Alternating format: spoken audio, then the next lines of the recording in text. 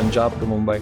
There was a time when companies didn't have guarantee of whether their material would reach them, so that we can push and we can achieve those targets. Bought a truck from a Marwadi businessman, a first second-hand truck he got from there. We are one of the first buyers of the Tata Motor trucks. But do you think tech has also played a part in bringing down your logistics cost? He gave me a little amount of funds and he said, go ahead, do what you want to do with this. Think that if they drive long hours, if they drive every day, if they compromise on sleep, they're going to earn an extra buck. We've had a distinct relationship with Tata Motors and we've seen their journey, we've seen them transition. We are going to continue with this business only if we're able to change and adapt to what the modern needs are.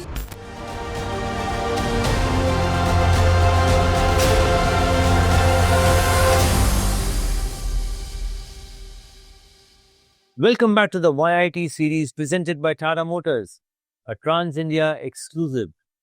We are in conversation with Jagbir Singh, one of the third generation youngsters at Parmar Transport. Jagbir, I've been hearing the name of Parmar Transport for the last 3 decades that I have been in this business, but I believe Parmar goes much before that. Can you give us a background about Parmar Transport, when it all started? Thank you, Girishji. My name is Jagbir Parmar, and I'm the third generation in Parmar Transport Company. Our journey began in 1948, just after independence, when my grandfather, the first generation of this business, came from Punjab to Mumbai. And he established our fleet, and now we are Parmar Transport Company, servicing and catering to multiple companies across various sectors. And obviously this journey has been very enriching. The first generation, my grandfather started as a trucker. My father and my uncles, they took on the reins from him and they made us a 3PL of what we are today. And now my duty, along with my co-brothers, the next generation, we have to take our company to the next step, become an end-to-end supply chain solutions provider. We will continue our interaction with Jagbir on the other side of this very short break. You are watching the YIT series presented by Tata Motors, a Trans-India exclusive.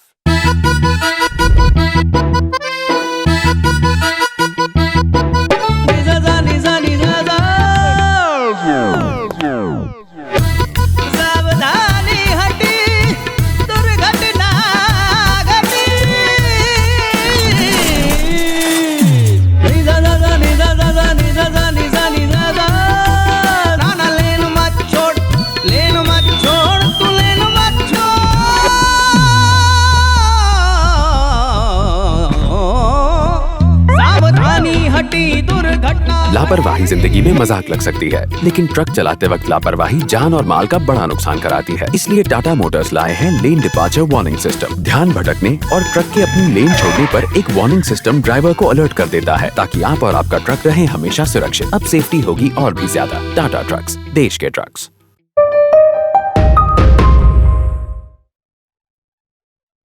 Welcome back to the YIT series presented by Tata Motors, a Trans-India exclusive. We are in conversation with Jagbir Singh, third generation transporter at Parmar Transport and a patriot who proudly flaunts his passion. Would you by any chance remember the first truck that your company had? Well, I remember stories that the first time my grandfather came to Bombay, he went and he bought a truck from a Marwadi businessman, a first second-hand truck he got from there, and started as a self-driving, got on a person to drive for him. Then he saw the opportunity where he could buy new trucks, and he called his brothers, his cousins, and they all started with a fleet. And I believe we are one of the first buyers of the Tata Motor trucks. Okay. And I'm not sure which year they began in, what came first. But as soon as they launched, we were one of their first buyers. Okay. And since then, we've been loyal customers with them. Like, what was the fuel being used when the first truck came in? Would you remember that? I think it was based on coal-based trucks. You know, the first truck was a coal-run truck where there was a cleaner whose job was to put in the coal, like a steam engine. And from there to then having diesel trucks to now looking at alternate fuel trucks. Parmar Transport Company has been there with all the types of fuel. That's in the entire journey. So while your grandfather started the business, when did the second gen come into business? The second generation started in the 1960s. My eldest uncle, he was the first to come in, and he was juggling through college and business. And his stories are inspiring to learn on how to be disciplined and committed towards work. And my father then probably joined in late 80s after his education. He's a chemical engineer by profession, like that. Oh, nice. So he understood what the needs are of transporting chemicals and oil and gas. So that's where our journey began. And when my father joined, we had about 35 trucks. And at that time was a decent size to be called a fleet owner. Right. And it also coincided with the liberalization policies that came in 1991.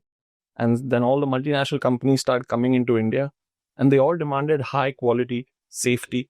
And these were commitments that my family business, my father, my uncles, they were willing to collaborate and help achieve such requirements, which is why our primary focus is in oil and gas. We like to do transportation of material where safety is utmost criteria, and we like a challenge. So, why you mentioned oil and gas, working with multinationals sounds really good on the face of it. But when it comes to compliance, it's really, really stringent there. How do you keep pace with that? Well, compliance has been improving over the decades. Initially, when these companies started their operations, they were facing challenges that were unprecedented in today's world. There was a time when companies didn't have guarantee of whether their material would reach them. So at a time in 50s, 60s, 70s, theft was more rampant. There have been cases which industry men know where trucks would get robbed. They would be taken out of the country, sold with the material loaded. And so a challenging environment to work in, especially with lack of technology in those days. There was no telephones, there was no STD phones as well. And we had to track our shipments just on the basis of faith. And on Call coming in, yes. call coming in from the driver from some random place where he could get a phone call and inform us on where he is. I mean, this is the days of my uncles and my grandfather, my uncles and my father. So for me, when I hear these stories, I see resilience. I see champions in the industry, experts like my father and others who have taken on the challenge to improve the conditions from what it was then to bring it to where it is today.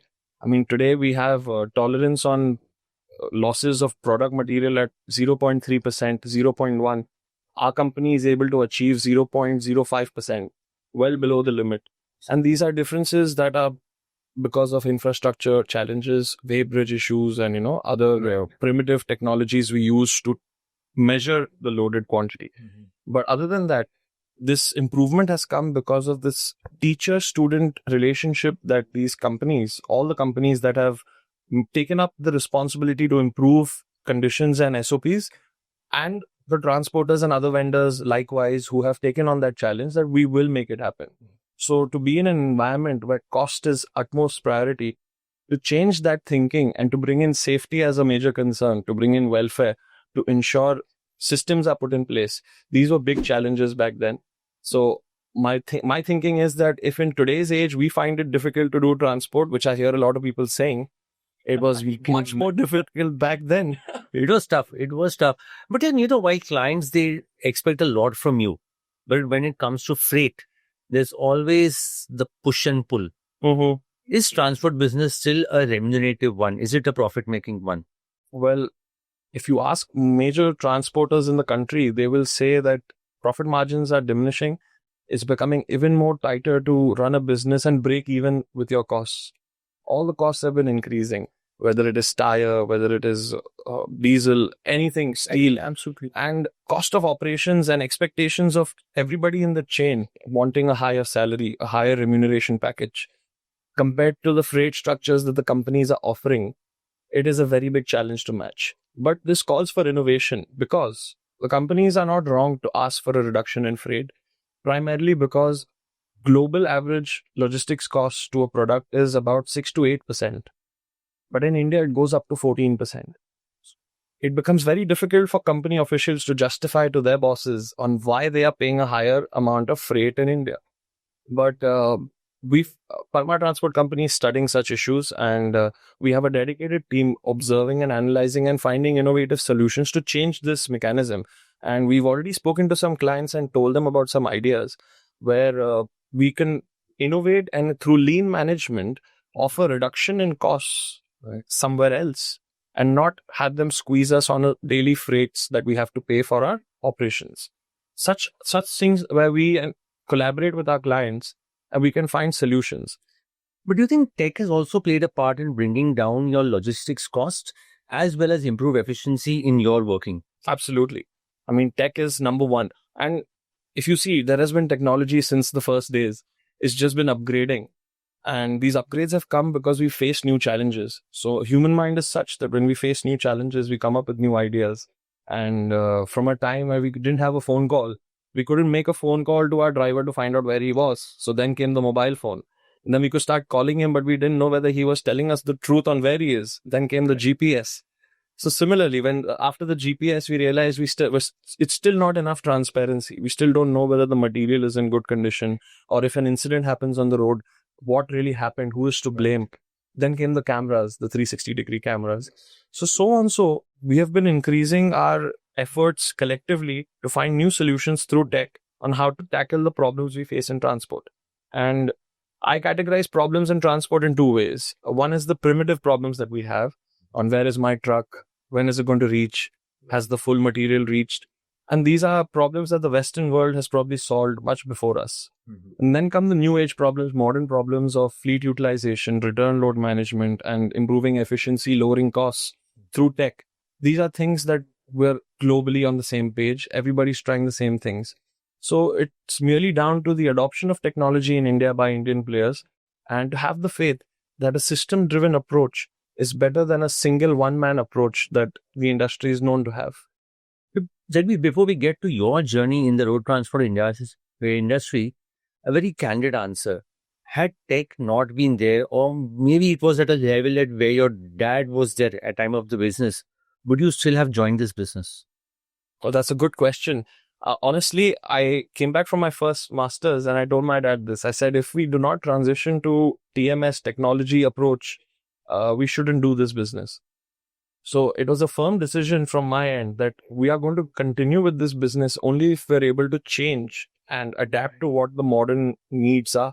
And one of them non-negotiables was to have a TMS software and have a lean approach towards technology. So yes, I don't think I would have accepted the status quo, but I'm not one to say no to a challenge. I would have found other ways probably, but I saw better solutions available. There was no reason to not use them. I can put it that way. And how did you get into this business? I mean, being from a family background, it was like it's a given that you were meant to be a part of this? Well, it's what everybody would assume. But my father, like any other Indian hardworking man, did not really want me to go through the same troubles he went through. And transport industry is known to be a very hectic and gruesome industry to handle.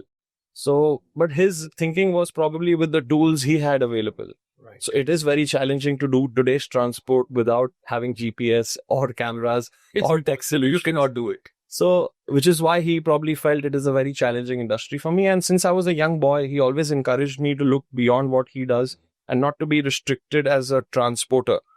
But I like a challenge, and I'm very patriotic that way. I saw if transport is something that is really bad in India, then somebody who's willing to make change, somebody who's willing to put effort into that, should do that. So, which is why I made up my mind as a young boy. I said, I am going to do this business, but I will not accept the status quo.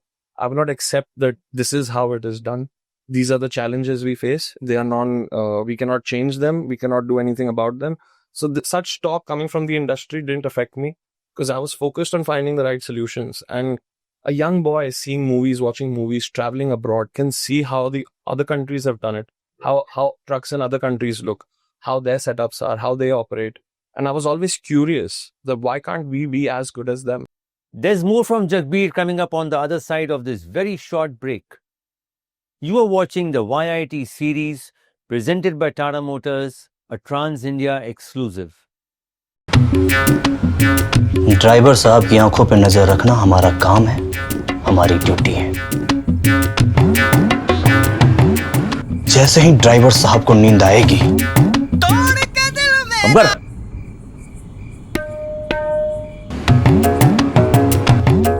और अगर दोबारा नींद आई तो ये पागल क्या?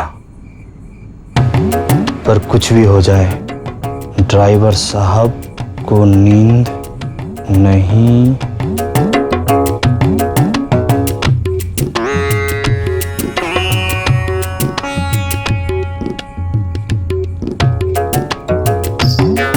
Tata trucks लाए हैं ड्राइवर मॉनिटरिंग सिस्टम। ड्राइवर की जरा सी भी आंख लगने पर अलार्म बजकर उसे जगा देता है, ताकि आपका ट्रक हमेशा सेफ रहे। अब सेफ्टी होगी और भी ज्यादा। टाटा ट्रक्स, देश के trucks.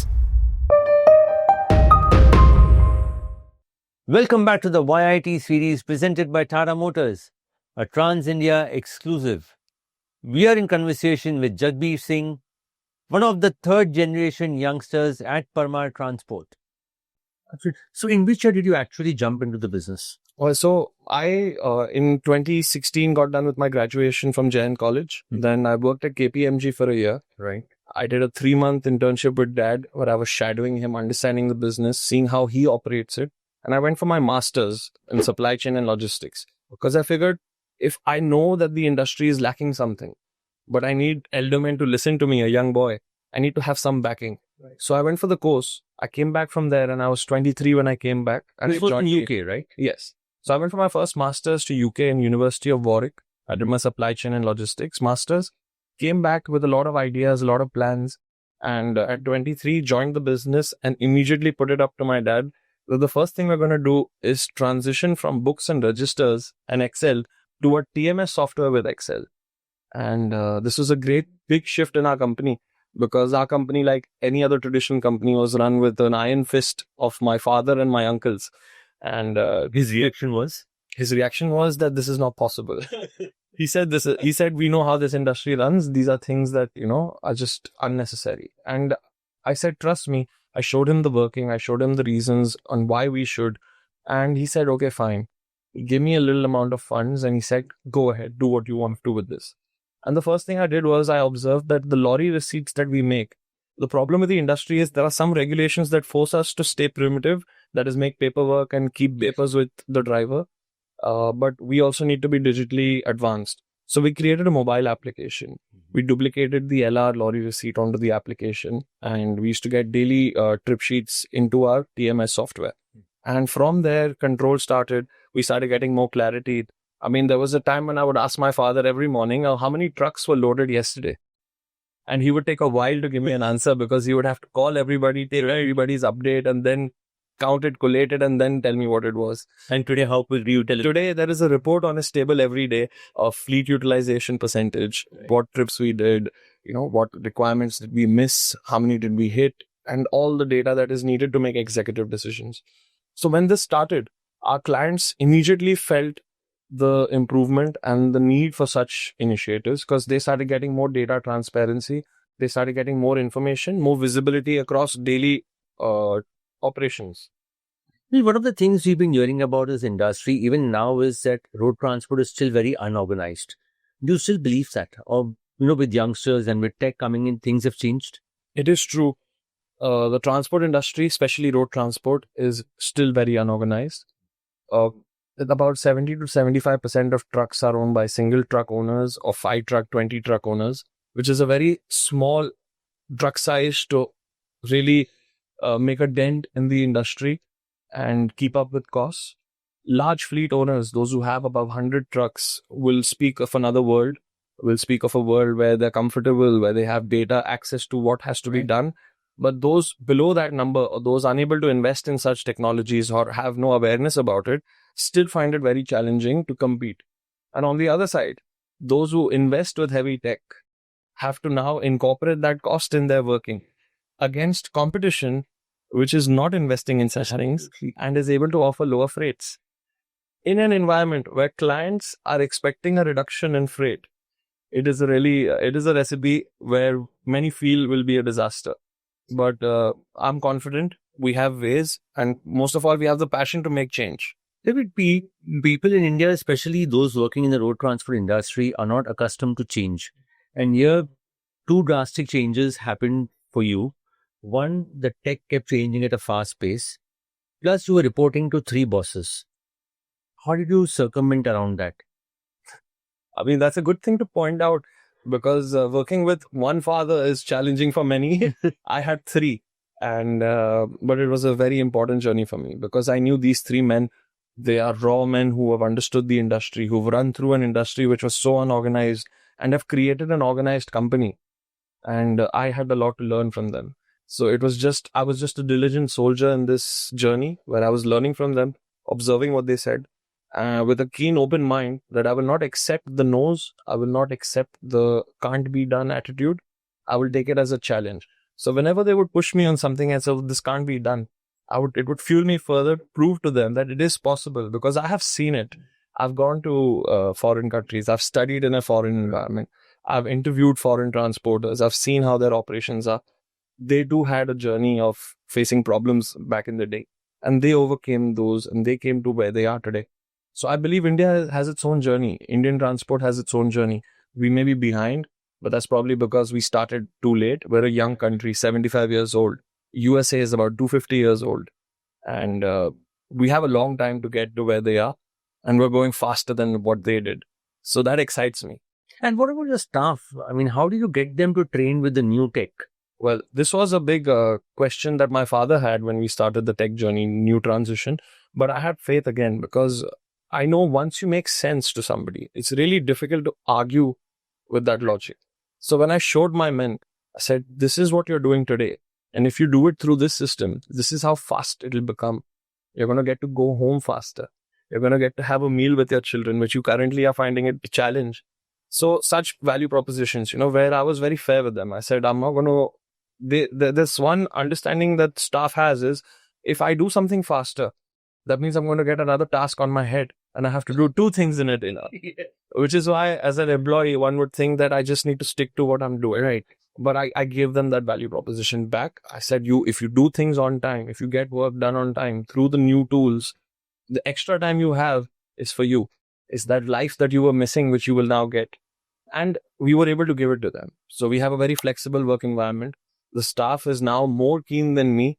They push me more than I want to, or in terms of how fast we transition on to the TMS with certain steps. We still have certain functions that we're trying to bring into our TMS, but slow and steady. I think that's the way. Once again, your drivers are the backbone of your business. And with your kind of work, the compliance is at a very high. I mean, there's no scope for compromise here. How do you train and motivate your drivers to deliver that? Well, I mean, at Parma Transport Company, and I think since birth, because I have been around such people, I think a driver is eventually just a human being who's been told to drive.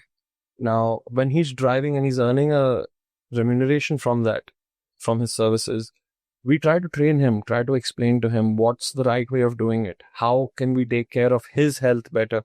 How can we take care of the truck, the cargo that has been loaded? So we instill a sense of responsibility in our drivers and our entire system. I mean, we also do oxygen and such critical gases transportation.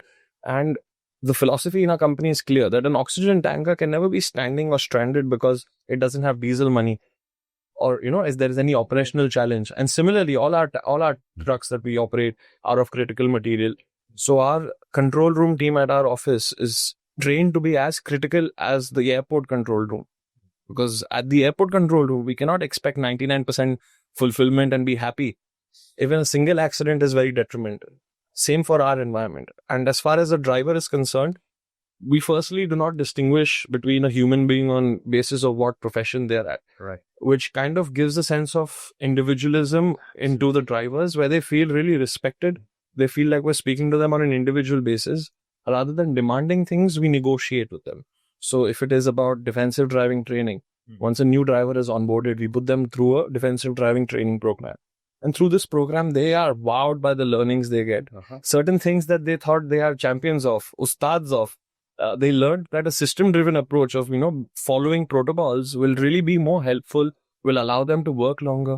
There are certain people who think that if they drive long hours, if they drive every day, if they compromise on sleep, they're going to earn an extra buck.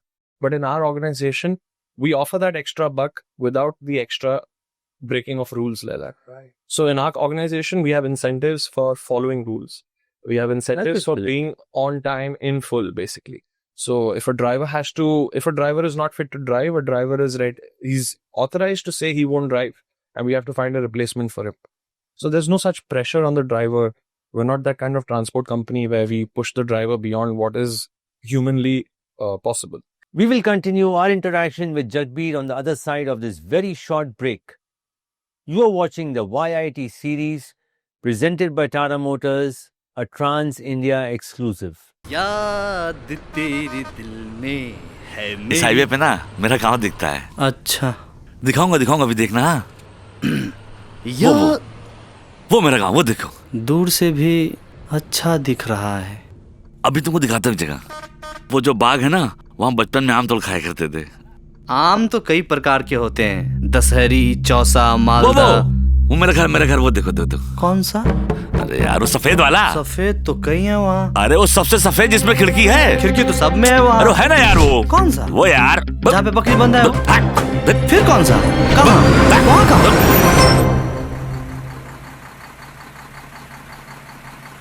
Tata trucks लाए हैं collision mitigation system. ध्यान भटकने और truck के सामने किसी के भी ज्यादा पास आने पर ट्रक की एडवांस टेक्नोलॉजी नियंत्रण लेकर एक्सीडेंट होने से बचाती है, ताकि आप और आपका ट्रक दोनों सेफ रहें। अब सेफ्टी होगी और भी ज्यादा। टाटा ट्रक्स, देश के trucks. Welcome back to the YIT series presented by Tata Motors, a Trans-India exclusive. We are in conversation with Jagbir Singh, third generation transporter at Parmar Transport and a patriot who proudly flaunts his passion. Even trucks have gone a lot of transition. I mean, back-end tech is fine, but even trucks have improved from steam engine days to now we're talking of BS6, OBD2. How much have these new age trucks helped your business in terms of efficiency? A lot. I mean, I thank all the OEMs and especially Tata Motors, because we are loyal customers with them since a long time. We buy from all the OEMs, but we've had a distinct relationship with Tata Motors, and we've seen their journey. We've seen them transition. Right. As soon as we picked up needs of improvements, they were quickly on it. And over time, through the upgradation of their BS4 to BS6, so engine reforms where carbon emission is reduced and even efficiency is improved, from having compulsory ACs in the cabin now for drivers, from having a very good ergonomic seat for the driver. So things that were first neglected are now being looked at by the OEMs, and we really appreciate it. Moreover, many companies, especially Tata Motors, is offering Fleet Edge and telematic solutions now. That where makes a difference. It definitely does. It definitely does. Because there was a time, like I said, that you couldn't track a lot. And there's a golden philosophy in everything. If you can't monitor it, you can't improve it. So fuel efficiency was something that was a very dicey subject. Now, drivers used to say something because they're on the field with the truck, right? The head office would have a certain type of expectation based on their calculations. How do you meet this gap? How do you bridge this gap? The industry saw a rise in third-party startups coming up with such tech solutions, fuel sensor monitors or telematic add-ons. And the OEMs were quick to pick up on this as they saw that there is a need. There are customers who want this. And they started providing it themselves, which now gives us more relaxation because they take more accountability on the accuracy of this data. So it really helps. Besides trucks, the other components like you have tires, lubricants, even they have improved over time. Are you keeping a track of them as well? Tires and lube. Absolutely. I mean, in lubes, as you can see, we work with all the companies that are making these lubes. You're actually carrying all of them. So we're carrying them. We're at the forefront, and we know how much they're investing in their R&D, in their research, in their laboratories to keep improving the composition and to keep improving the efficiency of what we put. There was a time where you had to put in a lot more lubricants on each moving part. Right. Now the quantities have reduced. The duration for which they stick and The green field has gone up. has improved. So such things have definitely improved in the industry, especially with tires as well.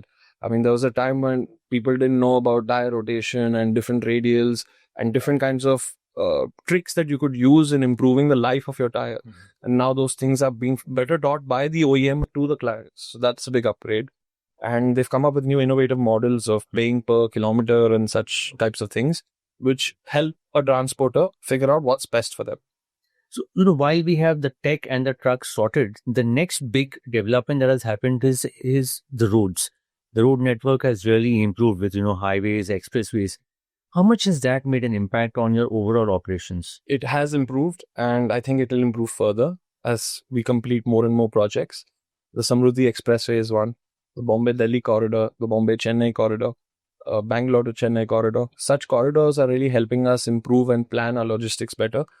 Drivers are happier to drive on such roads. Absolutely. There is less of a friction between the transporter and his team on what is accurate and what is not.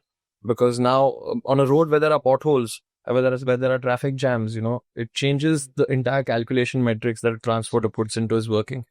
Having clearer roads, longer roads, pothole-free roads, such things help us improve our time to deliver, and they help reduce the stress on the vehicle as well. Also, in your case, the accidents would also be down, I mean, carrying a huge bulker with, a huge tanker on a rickety road can be tough. Absolutely. And which is why, like our company stresses, our safety is of paramount for us. So we rather have our truck reach late than go through a situation where it risks the product in it. So we have simple protocols. In traffic jams, drivers have a set protocol on how they're supposed to drive, where to take rest. And we try and mitigate these challenges as much as we can.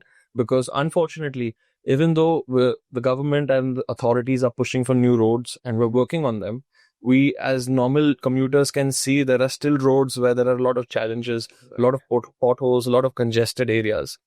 But irrespective of these challenges, a transporter or the logistics industry in this country cannot say, okay, we're not going to work. The trucks still have to move, whether the road is concrete or not. The amount of material that has to be moved is going to be moved. So it's only better if the government, if the authorities catch up with this logic and just don't compromise on these things. And I think they've got the right image now, they've got the right attitude, and we hope to have a very good road network in this country. Finally, you've come a long way from minimal use of tech to a lot of tech. What are the future plans from here on? Well, firstly, work is continuous improvement, so we keep improving. And even with tech, we know new tech is going to come every now and then. We're currently using a TMS software. We see blockchain in the future, where clients will have a system which is integrated with the transporters and their other suppliers, where everything is transparent and end-to-end. And there are many such innovations coming. Autonomous drivers was something that was looked at, but in India, we're glad it's not being pushed. And similarly, there are so many innovations that we still have to try and test in our country and observe what fits well for us. So at Parmar Transport Company, we started as a single trucker for 1PL. We moved into a 3PL model because of my father and my uncles. And now as the next generation, it is my task to make us an end-to-end supply chain service provider. So we're looking to get into clearing and forwarding, offer warehousing, transportation, and even manufacturing where it needs to be done. And we want to offer a holistic solution to our clients because we feel we understand it better.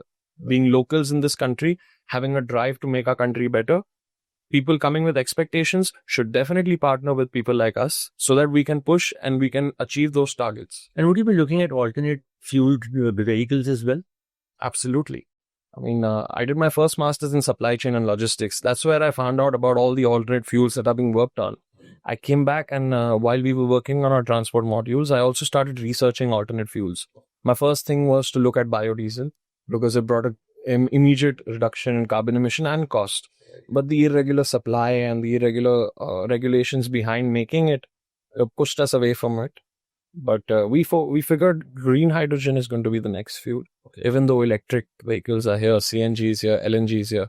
And I see this from a geopolitical stance because, like I said, I'm a patriot first and everything we do is to make India better. Right. And since we currently import a lot of our oil, and even if we move to electric, the raw materials needed for it are controlled by other countries. We need to find a fuel that we can control. And green hydrogen made from renewable energy and through electrolysis can give us clean, cheap energy for the future. And I'm really glad to see Reliance and Shri Mukesh Ambani ji make that claim that he's going to bring the cost of green hydrogen to $1 per kg. And when that happens, we're going to have a drastic change in what we're doing today. So we're really looking for it. We're really waiting for it. And we've told our friends at Tata Motors and other OEMs that we would love to buy their hydrogen trucks as soon as they're here. Lovely. Thank you so much. Thank you so much, Girish ji.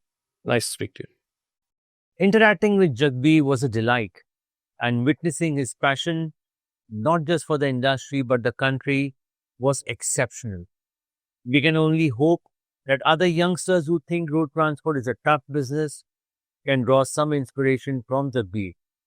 He strongly believes that India has a great future ahead, and he takes pride in contributing to the future in whatever way possible. We will be back next week with another very interesting interaction. Until then, stay safe and ride safe. Jai Hind.